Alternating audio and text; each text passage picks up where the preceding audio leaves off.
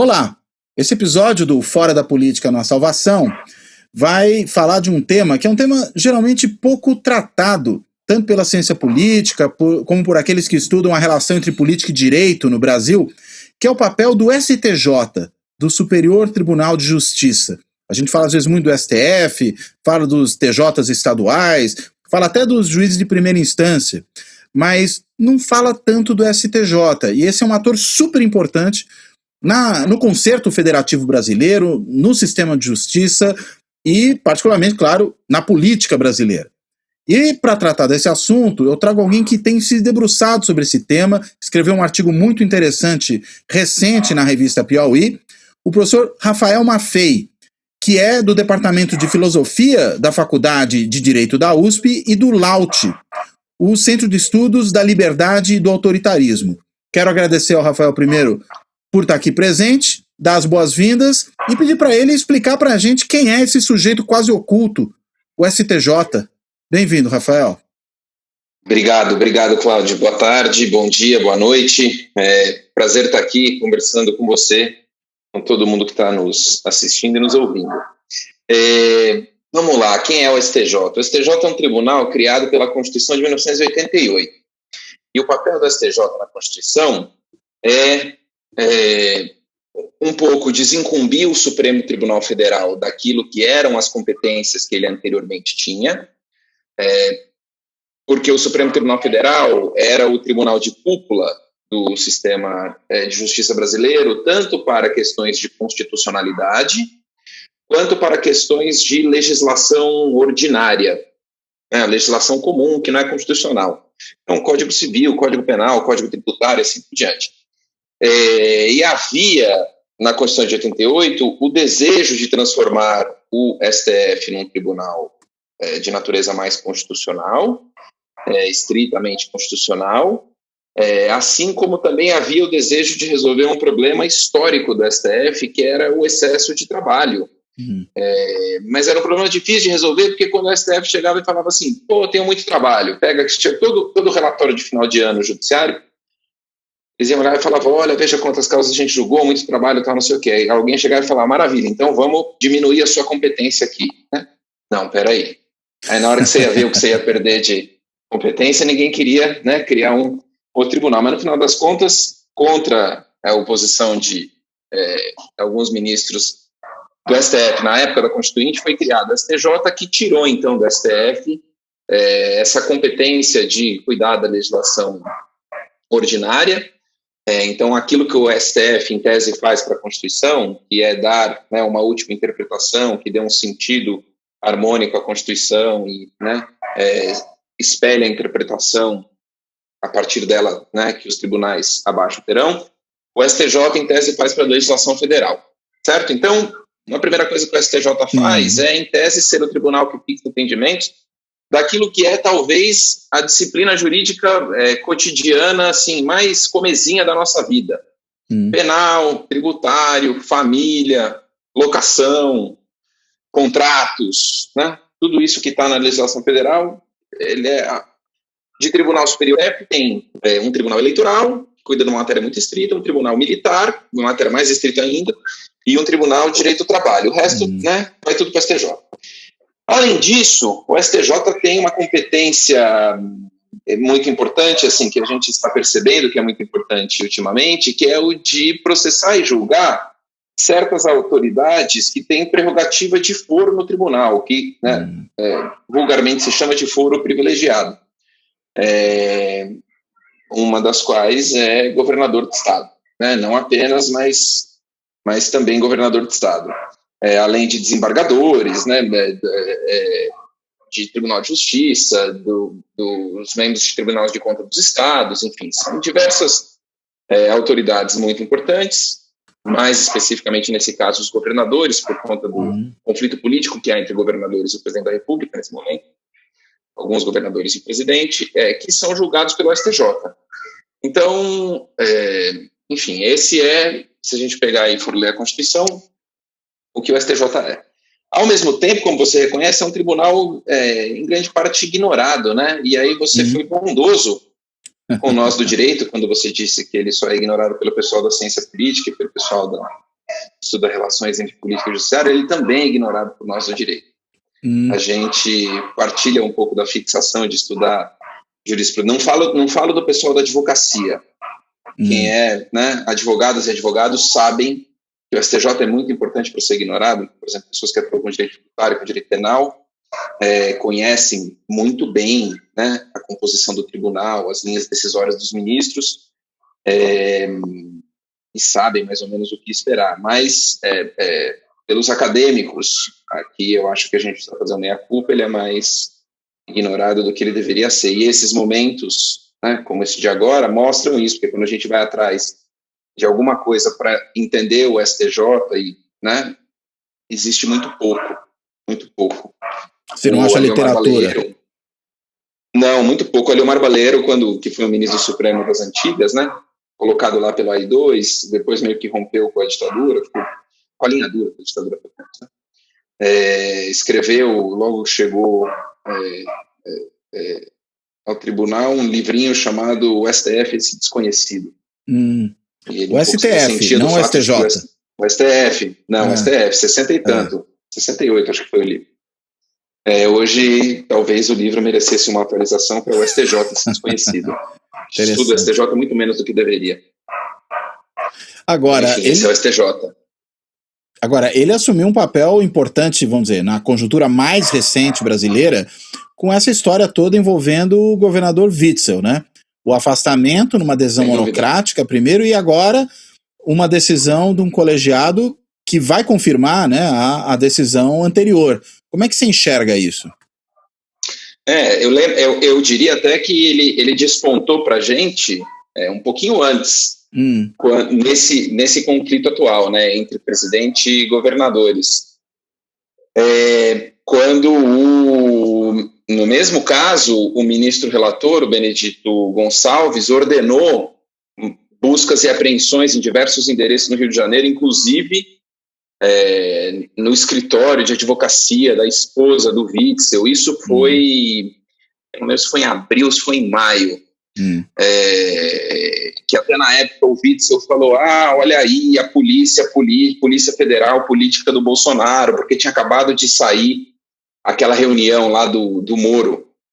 Então, eles já estavam, né, o Witzel falou, olha, tá vendo, todo mundo estava com medo que o Bolsonaro fosse interferir na Polícia Federal, já interferiu e já mandou a Polícia Federal na minha... Enfim, não foi o Bolsonaro que mandou a polícia, né? Sim. Foi o STJ, né, a partir de um pedido do PGR, porque, enfim, havia mesmo coisas que precisavam ser esclarecidas, cuja resposta talvez estivesse dentro da casa do Witzel, dentro da sede do governo, dentro do escritório de advocacia da esposa dele. Mas ali surgiu, assim, acendeu a primeira luz amarela das pessoas enxergarem que uma boa parte do conflito político que envolvia o Bolsonaro e aqueles que eram, àquela altura, os principais adversários que estavam conseguindo aparentemente incomodá-lo, que eram governadores, principalmente o governador de São Paulo. A gente estava no início da pandemia, estava muita puta ainda de, né, o Bolsonaro está botando tudo a perder, e tem, né, ainda bem que temos governadores e prefeitos em alguns estados que estão agindo numa linha mais racional. Aquele conflito estava àquela altura muito exacerbado. E foi ali que a gente olhou pela primeira vez e falou, opa, né, uma parte da briga vai ser resolvida aqui. A gente está acostumado com o capítulo judicial da briga entre políticos ser resolvido no STF. Mas pelo menos no que diz respeito ao Witzel, vai ser resolvido no STJ. Agora, pode não ser apenas em relação ao Witzel, na medida em que na PGR, que é onde, né, se faz a acusação, existe uma enfim, né, suspeita muito fundada de que o PGR está se aproveitando do seu cargo para produzir agrados ao governo, visando uma potencial indicação ao STF, ou por simples afinidade político-ideológica mesmo, né? Então, acho que o cenário completo que se pinta é alguém que está com poder acusatório na mão, está disposto a exercer né, pelo menos em tese, de modo que demonstre seu apreço e a sua subserviência ao governo, ao presidente. Essa é uma interpretação que muitas pessoas fazem da atuação do Aras. Do PGR, do Aras. Uhum. E este poder vai ser exercido perante um tribunal no qual potencialmente há outras pessoas que também estão desejosas de produzir este mesmo agrado. Uhum. E aqui eu acho muito importante marcar que, por enquanto, pelo menos na minha interpretação, e pelo menos no que diz respeito ao Bolsonaro, essa hipótese é muito mais devida ao comportamento do presidente do STJ, o ministro Noronha, que também, né, em mais de uma oportunidade, deu declarações e decisões que, né, escancaravam quase um desejo de se aliar ao presidente. Para mim, a mais escandalosa de todas, né, todo mundo fala dessa do Queiroz, mas para mim a mais escandalosa de todas foi quando ele, antes de ter recebido o caso, deu uma entrevista dizendo que, se chegasse para ele um pedido, né, não chegou a dizer se chegasse o pedido, mas disse, olha, o presidente não deve ser obrigado a apresentar os seus exames de Covid, sendo Sim. que havia uma liminar que determinava que ele apresentasse, e a competência para suspender aquela liminar é do presidente do STJ. Então, era o sujeito que tem a competência regimental para, em grau de, né, recurso, caçar os efeitos, sustar os efeitos da medida que contrariava o Bolsonaro, dizendo, se chegar para mim, né, estou à sua disposição. Não estou falando sobre o caso, mas em tese, né, como dizem que não foi o Dadá que falou a frase, mas eu gosto de dizer que foi o Dadá, eu gosto do Dadá. Como é que é? Quem pede, recebe, quem se desloca tem a preferência, né? Sim. Então, ali se deslocou. Pois é, e agora... chegou no mesmo dia, no dia seguinte, e de fato ele suspendeu. Sim, e aí acabou lançando uma suspeição ainda maior sobre esse caso aí do Queiroz, né? Inclusive porque também o presidente falou que teve amor à primeira vista por ele, aí, digamos, não foi só declaração de um lado, foi declaração dos dois lados, né? Exatamente. E até se levantou agora a suspeição sobre esse ministro que tomou a decisão aí no caso do Witzel, mas eu inclusive escutei o Walter Faganiello Maierovitch falando esses dias sobre o tema, e ele falou, olha, essa suspeição de que ele poderia ir para o Supremo, ela não faz sentido, porque ele, inclusive, já ultrapassou a idade, que é a idade máxima para alguém ser indicado para o Supremo, e, portanto, não poderia ir para lá. Agora, o problema do presidente do STJ se comportando dessa forma é que ele acaba lançando suspeição sobre todo mundo, né? E ainda mais, nesse caso, com o PGR atuando de uma maneira tão alinhada ao Executivo Federal, que piora tudo, né? A gente tem uma situação muito complicada. Agora, você vê a possibilidade disso se estender para outros governadores? Porque a gente vê agora, por exemplo, o governador de Santa Catarina, que também era um aliado que virou desafeto do presidente na Berlinda, e sabe-se lá quem mais. Enfim, a possibilidade existe, porque isso decorre da competência contribuída ao STJ na medida em que isso envolva matérias de crimes comuns, né? Então, não crime de responsabilidade. Crime de responsabilidade, o impeachment do governador, se resolve no âmbito dos estados. Mas a independência de crimes comuns e crimes de responsabilidade é relativa, porque existem evidências que você pode colher numa investigação de um crime comum que alimentem um processo de impeachment, né? Então, o caso do Witzel, boa parte do que se, né, sabe, boa parte não, mas eu diria quase tudo que se sabe que o compromete, que o coloca sob risco de impeachment, na Assembleia Legislativa do Rio, vem de uma investigação por crime comum, né? No limite, o Collor, né, a derrubada do Collor foi produzida a partir de uma investigação que não foi propriamente policial, mas foi uma investigação de CPI que apurava a prática de uma série de crimes comuns cometidos pelo PC Farias. Então, uma investigação assim, de substância criminal, né, embora a autoridade tenha sido uma autoridade política. Então, essas coisas se alimentam, e o STJ tem, e aí para todos. E aí acho que tem não só a questão da gente temer, né, o interesse político, eventualmente, de pessoas que estejam ali dentro do órgão especial, que é o órgão do STJ, que tem a competência para julgar governadores, mas o órgão especial, ele me parece ser, pelo perfil das pessoas que o compõem, um órgão muito duro, né? Assim, se fosse réu, ia morrer de medo de ser julgado pelo órgão especial do STJ. Ele é duro. Assim, não quero projetar nenhuma injustiça, porque tem juízes que são mais duros, entendeu? Sim. Então, é o perfil do juiz. Que violam a lei ou nada disso. Exatamente, juízes duros. Félix Fischer, que é o relator da Lava Jato, um juiz duríssimo. Tá lá, o Herman Benjamin, que, né, muita gente conheceu no TSE. No caso no TSE, né, no caso da Dilma, de cassação da chapa Dilma e Temer, um magistrado, né, promotor de carreira extremamente técnico, muito grande jurista e muito duro. A ministra Maria Tereza Rocha de Assis Moura, uma professora de processo penal lá da Faculdade de Direito da USP, minha colega, uma jurista também muito, muito firme, muito técnica. Então, assim, magistrados e outros, né? Enfim, ministro, exatamente, mas muito dura. Ministro Benedito Gonçalves agora está se mostrando um relator duro, que está jogando no limite dos seus poderes a partir daquilo que a jurisprudência do Supremo lhe confere. Importante que a gente diga isso também. Eu fui muito crítico do afastamento do Witzel por uma decisão monocrática, mas ele é um afastamento que está amparado na jurisprudência recente do Supremo, que eu acho que é problemática, é errada, é antidemocrática, né? Mas ela está lá.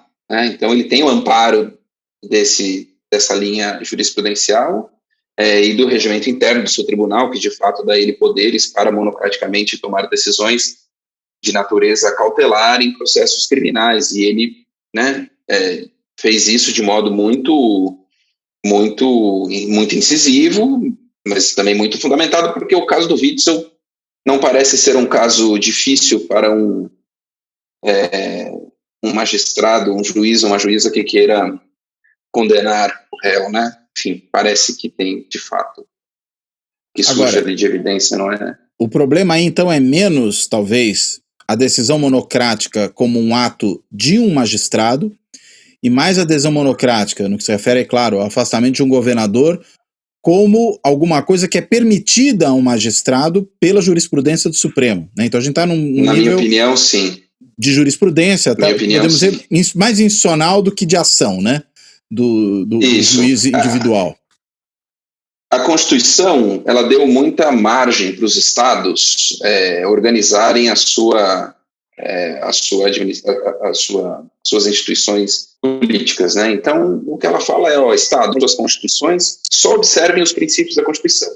E muitos estados replicaram, inclusive, para os governadores, aquilo que são as regras de crime comum e crime de responsabilidade que existem para o presidente.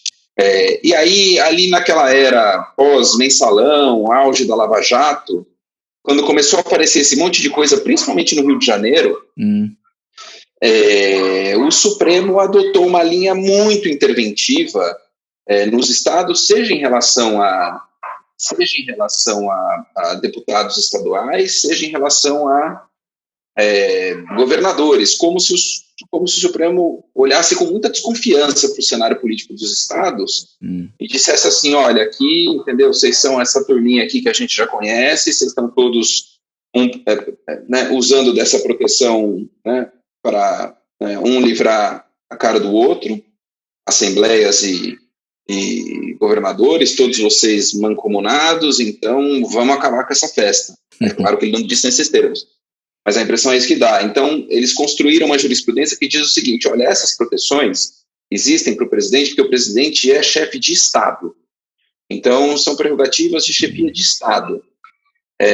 Quando, na verdade, elas não são prerrogativas de chefia de Estado, são prerrogativas de chefia de governo, no meu entendimento, e que operam por uma lógica de separação de poderes, porque assim como eu não quero que o presidente seja afastado do cargo sumariamente por uma monocrática do ministro do STF, né, a pedido do PGR, eu também não quero que o governador do estado se submeta a uma perseguição judicial que pode ser tão facilmente engendrada entre tão poucos atores. Não estou dizendo que seja esse o caso do Witzel, né? Okay. Não tenho nenhum elemento para dizer que é o caso, né, o fundamento da decisão do ministro Benedito Gonçalves, mas o caso dele mostra que isso é possível, né? Que é possível, exatamente, que é possível, que no limite você precisa de 2 pessoas para conseguir o afastamento de um, e ainda que você reverta, né, tudo bem. O estrago está feito. Né, o estrago está feito. Para alguém que tem cargo político, cargo eleitoral, assim, você desmantela completamente. Na semana seguinte, o governo do vice já está montado. Né? Desarticulou toda a base. A gente costuma falar, né, que o STF é o Tribunal dos Estados, né? Ou melhor dizendo, é o Tribunal da Federação. A minha pergunta seria, o STJ virou o tribunal, se não da Federação, dos governadores? Olha, não diria isso, porque o STF continua sendo muito importante para os estados, né? Os governadores são litigantes contumazes e, assim, razoavelmente bem-sucedidos até no STF, eu diria, né? As pesquisas que existem sobre ações ou sobre controle concentrado de constitucionalidade no Supremo, que são essas ações que você ajuiza direto lá no tribunal para tentar conseguir alguma declaração de constitucionalidade de alguma norma, de algum ato, os governadores são litigantes muito frequentes. Porque é isso, a gente é uma federação na qual muita coisa, né, os conflitos entre estados como entes da federação acabam indo para a União e os governadores também têm o poder de acionar o tribunal para conseguir declarações de inconstitucionalidade. Então, o STF continua sendo muito importante. Eu acho que este elemento que a gente está assistindo agora é episódico no sentido de que ele decorre desta fragilização dos governadores pela jurisprudência recente do tribunal e também pela suspeita que todo mundo tem de que a pessoa que ocupa a Procuradoria-Geral da República não poupará esforços em usar os poderes do cargo para demonstrar sua lealdade ao presidente, que tem entre os governadores muito de seus adversários. Sim. Então, o que eu acho que dá para dizer nesse momento é que uma parte da briga vai se desenrolar por aí. A incógnita é saber se ela vai ser só o capítulo do Witzel, ou se isso vai eventualmente envolver outros governadores, né? Enfim, compra emergencial de aparelho para Covid, de equipamento para Covid. Aconteceu a rodo. Todos os estados, não é difícil que haja alguma coisa que desperte pelo menos a possibilidade de uma investigação. E havendo a possibilidade de investigação, por que não uma busca e apreensão? Né? Por que não alguma outra medida cautelar? Né? E às vezes não precisa nem ser deferido, basta pedir. Né? No momento em que você tem o pedido feito de prisão, de afastamento, de busca e apreensão, né, já deixa muito claro que acendeu a chapa ali do sujeito. E às vezes esse é um recado que basta ser transmitido, né, na opinião pública para que o sujeito, né, tenha esse asterisco assim, junto ao seu nome de modo permanente para as disputas políticas que virão. Então, eu acho que essa diminuição da proteção dos governadores cria este caminho como um caminho mais possível. Sim. Eu estou até pensando, você escreveu esse artigo recente na Piauí, em cima do calor, né, do afastamento do Witzel, mas você havia escrito um outro artigo, acho que cerca de um ano antes, também na Piauí, em que você analisava essa questão da possível atuação do STJ nessa frente. Né? De alguma maneira, quando eu li o seu artigo, eu falei, gente, é premonitório isso aqui. A gente sabe que quando se trata de análise desse tipo, não é exatamente adivinhação, mas é entender como a instituição funciona, né?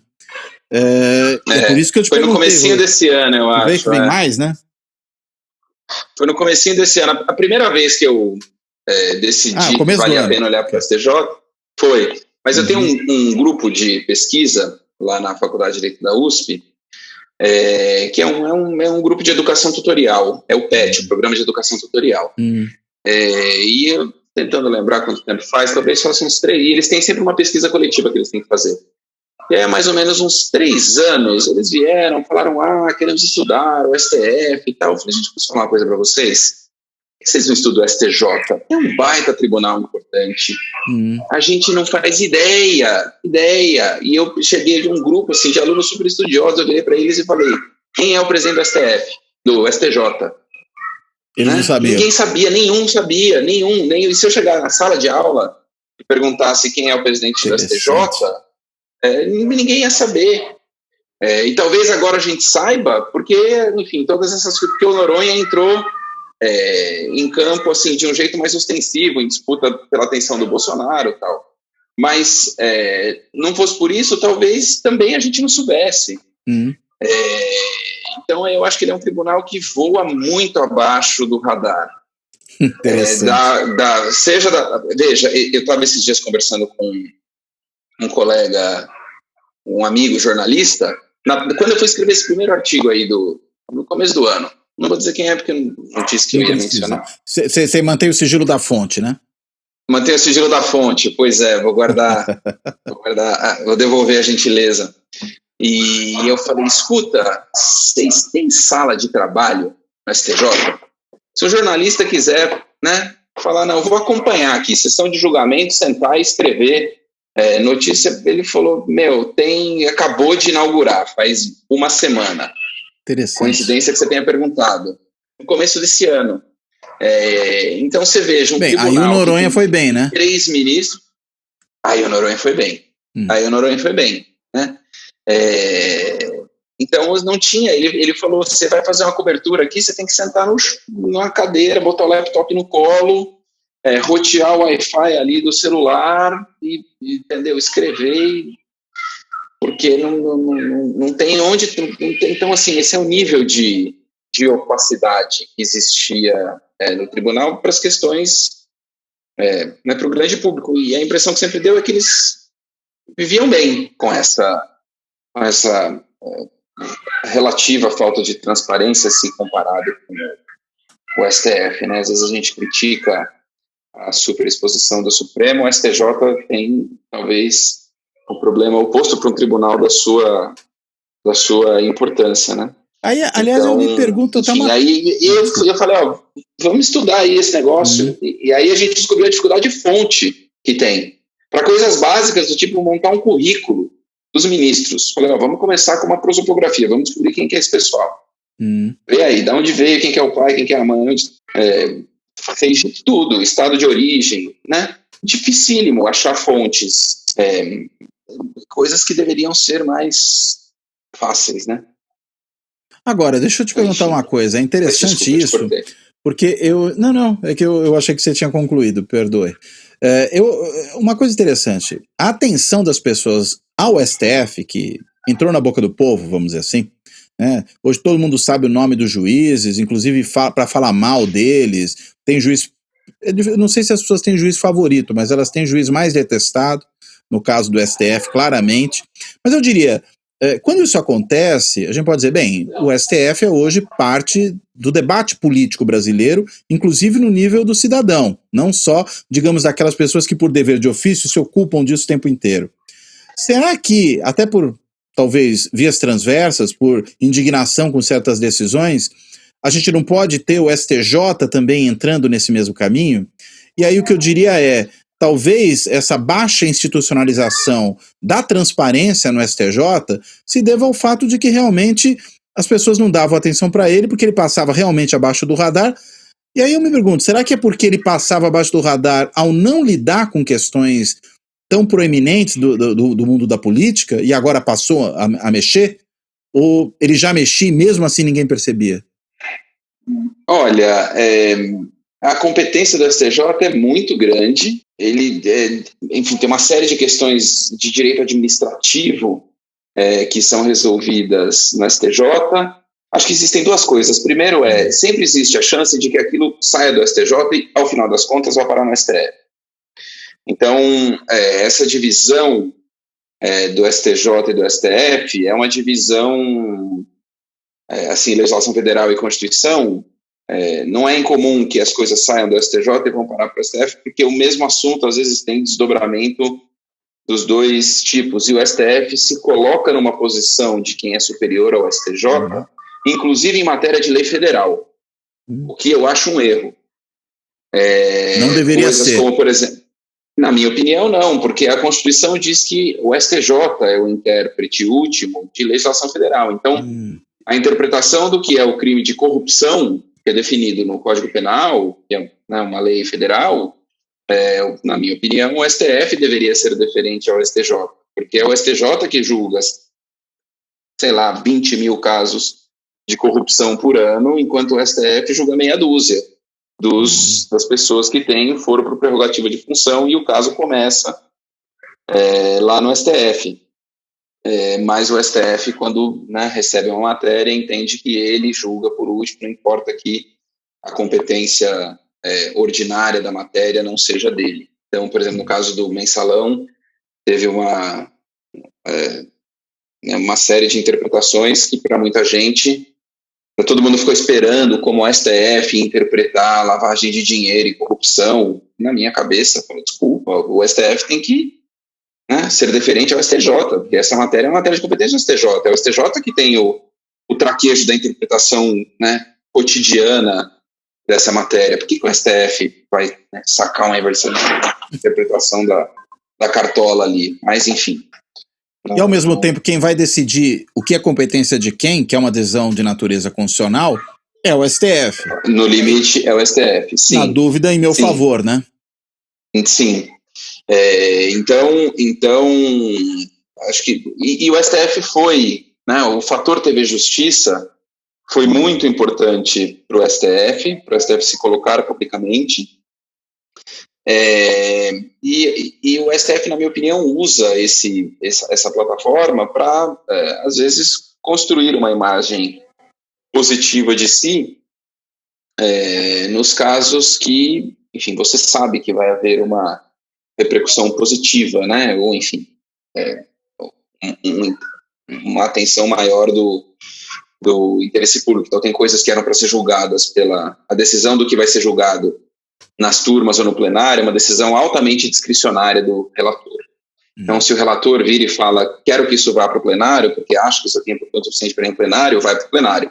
Às vezes isso é usado até para, de certa maneira, manipular a competência. Eu sei que eu vou perder na turma, no plenário eu sei que eu vou ganhar. Muita gente é ministro faquinha de fazer isso com os casos da Lava Jato, por exemplo. Então, na turma, ele perde mais do que ganha, tem muito empate, o empate favorece o réu, então eu jogo para o plenário, onde eu imagino que eu terei mais votos a meu favor, e ao jogar para o plenário aquilo vai ser televisionado, porque as sessões do plenário são televisionadas.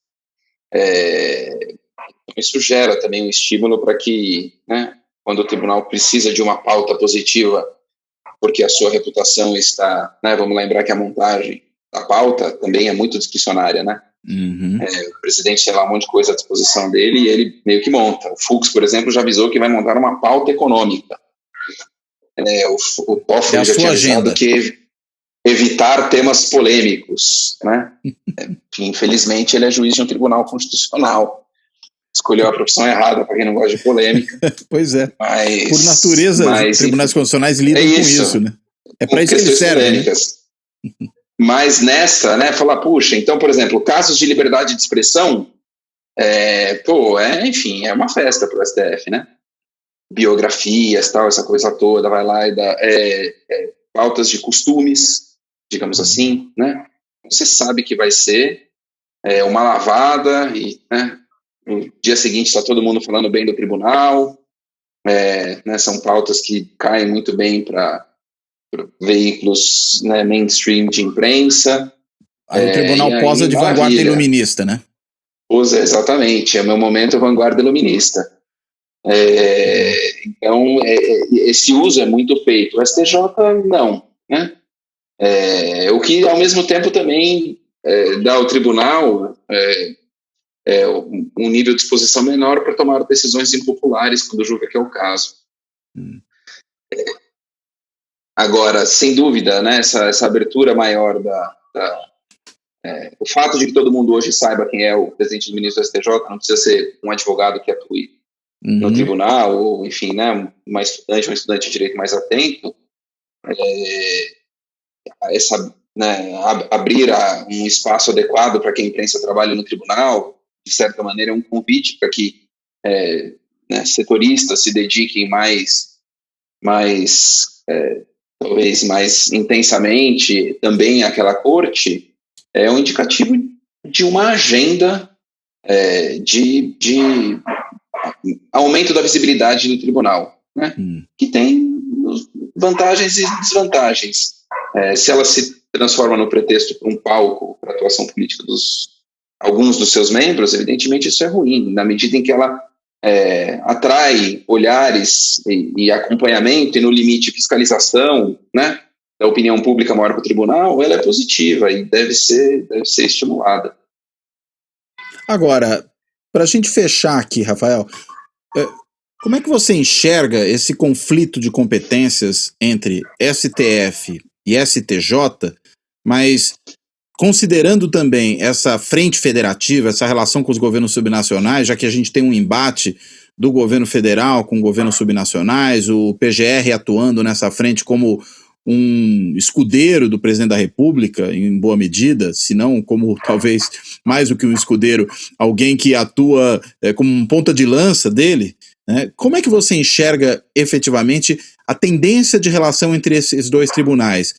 A tendência é de continuar essa confusão, da gente continuar, mesmo tendo instituído o STJ em 88, não tendo o STF abrir mão de algumas prerrogativas para manter o seu poder, e aí, de alguma forma, tirando do tribunal o que seriam atributos importantes dele e que permitiriam, inclusive, o desafogo da justiça em boa parte das suas questões, ou você entende que a gente está a caminho de algum tipo de aprimoramento, de melhoria institucional nessa frente? Olha, eu não sei dizer assim, eu não cravaria com certeza que existe um conflito de competência, inclusive por aquilo que você disse, né? No limite, quem vai decidir isso é o STF. Esse não me parece ser algo que possa efetivamente, esse tema não me parece algo que possa efetivamente gerar uma disputa entre os dois tribunais. Também é importante lembrar que, em algumas situações, pelo menos, né, pessoas que fazem parte do STJ têm aspirações no Supremo. Existe um ex-ministro do STJ chamado Fux, que uma vez disse, né, quando foi revelado ali na época, no começo do mensalão, né, o seu périplo muito diligente para, né, assegurar a indicação ao tribunal, inclusive, né, se reunindo com réus do caso que ele viria a julgar, réus do mensalão, né, pessoas da cúpula do PT que eram réus no processo. Ele falou, olha, né, que soldado que não quer chegar a general não devia estar nem no campo de batalha. Né? Falando de si próprio como ministro do STJ, que a todo tempo almejava chegar ao STF. Ele não foi o único. O ministro Teori Zavascki também saiu do STJ, foi para o STF. E hoje temos, né, sempre há uma ministra do STJ cotado para subir ao tribunal, ao Supremo. O que a rigor não é de se estranhar, né? Não é de se estranhar, inclusive porque são magistrados que já demonstraram ter bom desempenho para obter indicações políticas, porque a indicação para o STJ também é uma indicação política, claro, no sentido de que ela vem do presidente da República, mas dentro das classes das profissões jurídicas mais tradicionais, né? Então, desembargadores federais, desembargadores estaduais, membros do Ministério Público e da Advocacia, que em geral privilegia pessoas que, né, sem prejuízo de eventualmente terem grande competência técnica, como muitos de fato têm, que têm um bom desempenho dentro da sua classe profissional. Porque dificilmente um presidente indica alguém a quem a classe dos advogados vai ter ojeriza na qualidade de um representante da advocacia no tribunal. Né? Então, presidentes de tribunais de justiça estaduais são historicamente lembrados por tribunais superiores, porque são pessoas que já têm o prestígio de terem conseguido ser escolhido pelos seus pares nos seus tribunais. Então também tem um componente político na indicação do STJ, e as pessoas já mostraram que são suficientemente boas para chegarem a um cargo altamente almejado, né? Um cargo que muitas pessoas ambicionam. Ser ministro do STJ é uma coisa de enorme importância para um profissional do direito. E, portanto, do STF mais ainda. Né, do STF mais ainda. Então, enfim, são pessoas que já chegaram muito próximo e estão ali no ambiente de Brasília, né? Esse é um fator absolutamente decisivo para se chegar a ministro do STF. Você pega na história recente, pessoas que estavam em Brasília, atuando em Brasília, no momento anterior à sua indicação para o tribunal, têm uma vantagem absurda sobre as demais. Absurda. Mesmo pessoas que são de outros estados. O ministro Teori Zavascki não é de Brasília, o ministro Fux não é de Brasília, a ministra Rosa não é de Brasília. Todos estavam em Brasília nos momentos. O ministro Gilmar não é de Brasília, o ministro Toffoli é de Marília, estava todo mundo em Brasília logo antes de chegarem ao tribunal. E as pessoas do STJ estão lá por definição, né? Isso, os ambientes mais seletos dos círculos políticos de Brasília. Então, o casamento, o batizado, o aniversário, né? E chega lá a inauguração de não sei o quê, o restaurante, chega lá, né? Esse ambiente é mais fácil você ser cogitado. Você está na rede, né? Relações, você está na rede. Não estou dizendo que né? Nada, legítimo. A pessoa sai de casa e fala, vou na inauguração daquela farmácia, porque quem sabe eu encontro um senador, não é isso. Mas ali, é um desdobramento, é uma rede que se constrói, né? E as pessoas estão ali e isso pode beneficiá-las muito mais naturalmente. Então, é um caminho quase natural de se cogitar para alguém do STJ. Né? Muito bem. Rafael, muito obrigado pelos seus esclarecimentos, pela conversa.